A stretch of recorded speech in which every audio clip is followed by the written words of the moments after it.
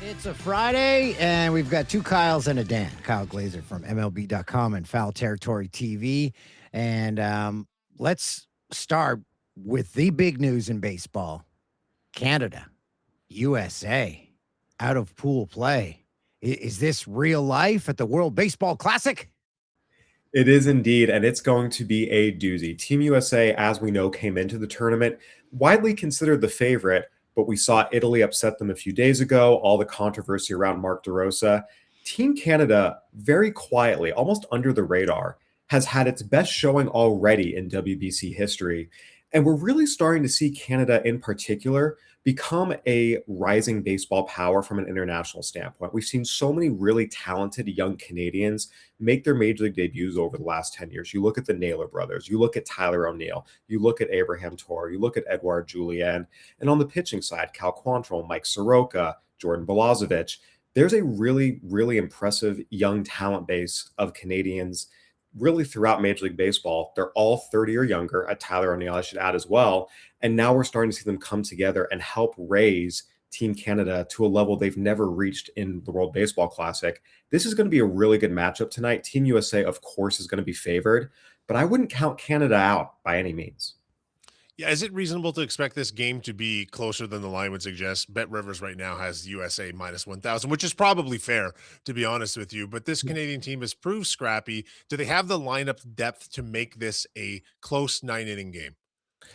Look, they don't have the lineup depth to match Team USA, but they have enough guys that can hurt you that all it takes is one or two big swings, and all of a sudden, it could definitely be a closer game than people expect. We talk about Tyler O'Neill, his huge power. Josh Naylor, we know the damage he can do.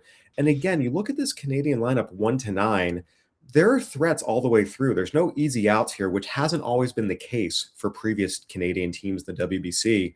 Look, Team USA, they have the firepower. There's no question. They're deeper, they're stronger. But again, all it takes is a couple of big swings, as we saw happen with Team Italy with Jack Caglione and Vinny Pasquantino. And all of a sudden, you put up a 5 or a 6 spot, the game changes entirely. So there's no question. It would not surprise me in the least if Team Canada is able to come out and give you Team USA a bit of a bigger challenge than maybe outsiders expect. So you guys had Miracle on Ice. You could have a miracle on grass. And Team Canada is going to be told, hey, they lost the Olympic gold to America at the Olympics. This is your chance for redemption. I don't know if beating Team USA in the quarterfinals of the WBC is totally equivalent to both Yes, it is. men and women losing I'm the not gold listening. medal of the Olympics. I think that would still hurt more. But there's no question, right? Anytime Team Canada can go out and beat Team USA in anything, especially giving USA beat Canada in hockey, which is Canada's sport, if Canada can return the favor in baseball, which is, of course, the national pastime here in the US, there's no question. I'm sure there'd be a large segment of Canadians who would be very happy about it. And to be fair, the U.S. hasn't done a particularly good job of manufacturing runs in this tournament. It's more been just about the long ball. And if that's not going for them in this game, why wouldn't a team like Canada have a chance, right?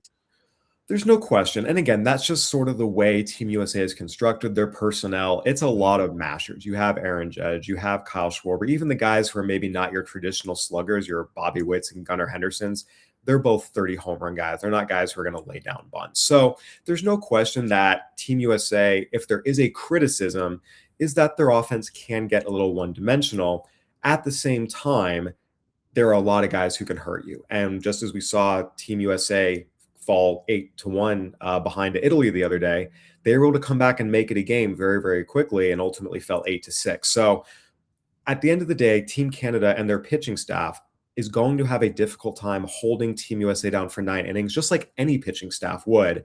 And that's going to be the biggest difference here. If Mike Soroka and then whoever comes out of Canada's bullpen can just keep Team USA down long enough, they'll be okay. Again, it's not reasonable to expect them to throw a shutout or even hold Team USA to 1 or 2 runs. But if they can just hold them down long enough, Team Canada gets a couple of big hits early again from the Nailers, from Tyler O'Neill, from some of their big boppers, gets out to a big lead, and then it's about just holding on. That would be the formula for Team Canada to win. If Team USA jumps out early and they jump on Mike Soroka, it's going to be hard for Team Canada to keep up. So the focus really centers on the WBC now as they get into meaningful games. Meanwhile, spring training continues in full swing at Jay's camp. Have you seen any standouts while the focus is elsewhere right now? Yeah, I've been really, really impressed by how Dalton Varsho has looked at the plate in camp. Look, Dalton Varsho is one of the best defensive center fielders in all of baseball. We know he has plenty of power, but you look at his last 3 seasons, he's had a sub 300 on base percentage each of those years with the Blue Jays. His batting average has been 210s on the low end, 230s on the high end. If Dalton Varsho can just take another step and get into that more 250s, even 260 range, get that on base percentage into the 320s, 330s range, that's going to unlock a whole new level of offensive performance that will help elevate not just his game, but the Blue Jays offense entirely. So seeing how he's been swinging the bat in spring training has been really, really encouraging to me about him maybe taking that next step. The other guy I want to point out is Eloy Jimenez. At one point, this was one of the best young sluggers in Major League Baseball. Hit 31 homers his rookie year with the White Sox. Hit very, very well at the shortened 2020 season. Looked like he was going to be a guy who contended for American League home run titles year in and year out. And then injuries hit. He just has not been able to really take that next step and be the slugger a lot of people envisioned. He's in camp right now. He's swinging the bat well. If he can keep it up and stay healthy, the Blue Jays might have something here. He's still only 29 years old. If they can get the best version of Eloy Jimenez and he can stay healthy, they might have found themselves a middle of the order slugger at a very, very low cost. I'm glad you brought up Varsho because I think you're going to see a more intense plate presence from him this year because if you remember back in the Jays World Series run, he had a lot of key plate appearances in pivotal moments in which he did not come through. And we see this all the time. Guys go through whatever struggle they have to go through, whether it's in the postseason, whether it's in the regular season, and they just make that adjustment. And that's such a key part of being a successful Major League player. I think outsiders don't fully appreciate. You are constantly having to make adjustments. You are constantly having to improve your game. Sometimes that's physical, sometimes it's mental. And we see guys take jumps at all different points. It's not linear where, oh, guys always take that jump at 26 and they always decline at 30. It happens for different guys at different times, different developments, different factors that play into it. There's no question. Dalton Varsho, after what happened last postseason, the way he has looked at the plate in spring training this year, there's a lot of reason to believe he might be ready to take that next step. And again, he's already a good player, but if he can just improve that average, improve that improve that on base percentage, that's just going to take him to the next level. And right now, again, it's spring training, it's small samples, it's early, but so far he looks like he's on the right track to take that next step. Moving on to the pitcher's mound, there's so much conversation right now about how they're going to manage Trey Savage's workload. What do you think is the right approach for them this season, him facing his first full season in the major leagues? So typically speaking, the best practice in baseball is for teams to increase young pitchers' workloads by about 30 to 40 innings per season as we talk about young starters. Trey Savage, if you look at what he pitched in the minors last year, what he pitched in the majors, in the regular season and the postseason, he combined for 139 and a third innings. So that would put him at about 169 to 175 innings this year, which really is a pretty regular workload. So as long as he stays healthy, the natural workload progression is actually one that you really wouldn't have to have too many restrictions on him. His final year at East Carolina, he threw 98 innings. Last year, 139.1. That's that 40 inning jump. If he takes another 30 to 40 inning jump this year, that's a very normal progression. And that would put him right in line with what major league starters throw nowadays, that 170, 180 inning range. So I don't think they're going to have too many restrictions on him.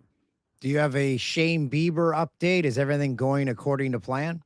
So the most recent update is Shane Bieber, who's dealing with right forearm fatigue, is doing some heavy throw days, but he has not yet returned to the mound. And until he really gets back on a mound, it's really hard to have any sort of timeline or timetable for when he will be back.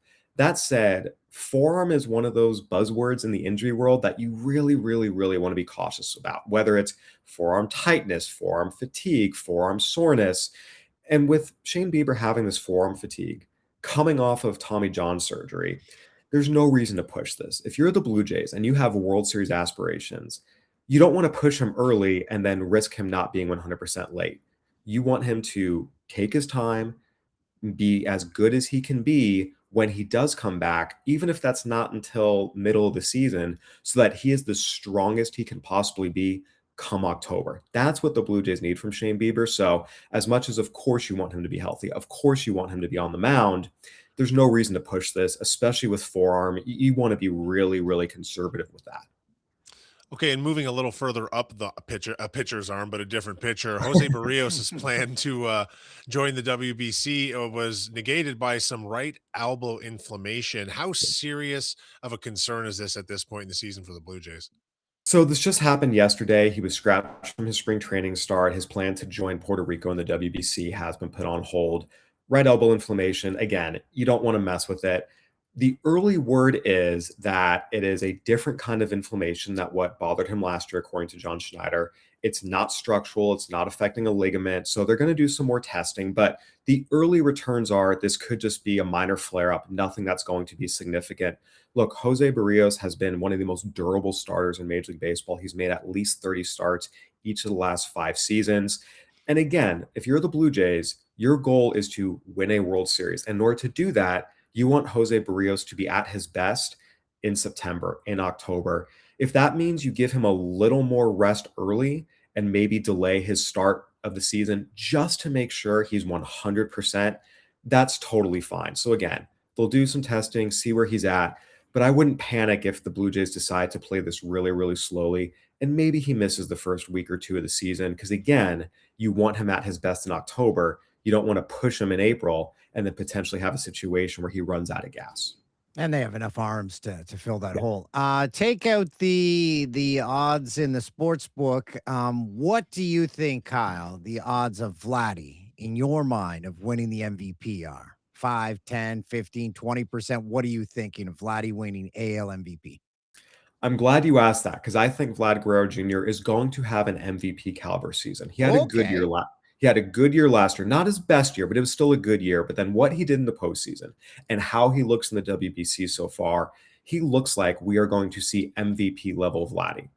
That said, Aaron Judge is still in the American League, and he will be the favorite because he is such a freak of nature that it's sort of like Otani in the NL. You just really can't pick against them any year to not win the MVP award. That said, I think we are going to see Vladimir Guerrero Jr. have the kind of year where he pushes Aaron Judge. And maybe if Judge gets hurt or something goes awry, he does become the odds on favorite. So right now, again, maybe it's 10-1 odds with Judge, the favorite at 5-2, but it would not surprise me in the least if we see Vladimir Guerrero Jr. win an MVP award as long as he stays healthy and if Aaron Judge suffers any kind of injury that limits his playing time. I think that's a very, very, very realistic possibility. Sticking with Vladdy here for a second, we saw the best play of his career down the stretch drive last year through Yeah. September into the playoffs, and now it's continuing at the WBC, in which, I mean, again, they're a team of mashers, but he's been a standout early on that team of greats.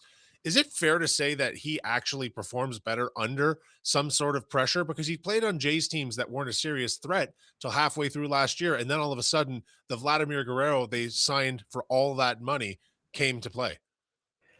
There's no question certain players thrive under the spotlight. And what we saw from Vladimir Guerrero Jr. last year was as the moment got bigger and bigger, he was able to rise to it. And that is such an incredible talent that not every player has, not every superstar has, but he showed he has it. Look, Vladimir Guerrero Jr., it's no secret. The ups and downs of his career have directly correlated to his fitness. When he has come into camp overweight, when he has not been in his best shape, the numbers have reflected that. When he's come in slimmer, when he's come in stronger, when he's come in 100% focused, that's when he's had his biggest and best seasons. Right now, he looks like he is in the best shape that Vladimir Guerrero Jr. can really be in. We've seen good Vladimir Guerrero Jr. shape. We've seen bad Vladimir Guerrero Jr. shape. He's in good Vladimir Guerrero Jr. shape right now. You add in how hungry the Blue Jays are after how close the game came last season. You add in the fact he's really only now starting to get into his real prime. People forget this is still a very young guy in his mid-20s. Yeah, I think we are going to continue to see the best version of Vladimir Guerrero Jr. throughout the season and into the postseason. You know who's in his prime? That's you, Kyle. Thanks for joining us, buddy. Hold on a second, Dan. I have one Oh. I have one very important question for Kyle. Okay. Before we let you go about the WBC tonight. I can't find odds on this on Bet Rivers, but will Cal Raleigh shake Josh Naylor's hand? Oh. You know what? Both of them are such intense competitors. I think the answer might be no. I mean, Josh Naylor, we know he can be very, very Oh, yeah. intense, sometimes to a degree that's a little crazy. And Cal Raleigh is more the silent intense. So I'm actually going to say no. I think both of them are going to be so locked in, and they're going to be viewing each other as the enemy that we will not see a handshake tonight. That's how it should be. Love it. Now get out of here. Thanks, for having me, guys. Thanks, Kyle.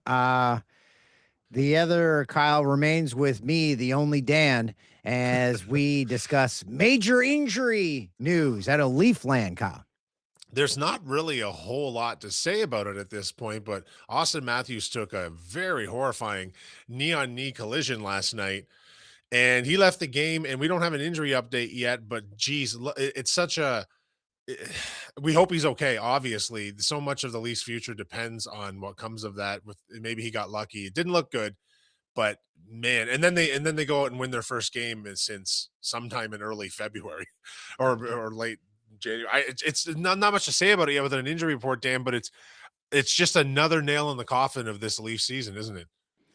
It sure is. I would be sitting him for the rest of the season. Yeah. There's no point as it stands right now. The Leafs are 11 points out of the final wild card spot they're in not. the East. That's not happening for them. You're exactly right. Even if the injury isn't as serious as it looked on the ice, there's no reason to rush him back out there.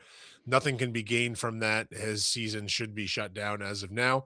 And if they have any sense, they'll do exactly that and get on without him. I was very disappointed by the lack of immediate response from the players on the ice. So Morgan Riley has come out and said he takes responsibility for not having an immediate reaction. They did have a physical reaction later on in the game, but Berube also expressed his disappointment for that. But it almost seemed like when it happened, it's like, yeah, the right guys weren't on the ice for it. But when your big superstar goes down on a very, very bad looking hit, if you're on the ice, then you're the right guy to make it a little old school for a few minutes. And I also, Kyle, thanks for ruining my day. I found a Matt Sundin draft card where he's wearing an Nordiques jersey. And I'm like, I think I struck gold. I said, how much is this worth? And it's worth $1. That card is worth $1. I rubbed it in by sending you a photo of my Wayne Gretzky rookie card. I apologize for that. And I'm surprised that Gretzky rookie's not worth more. Well, the person that gave the value to it did a visual grade of it. I have not had it professionally graded, but we'll find out. It's not part of my retirement plan. It's just something I keep as a keepsake. So nice. Okay, let's go have ourselves a weekend, buddy. We will.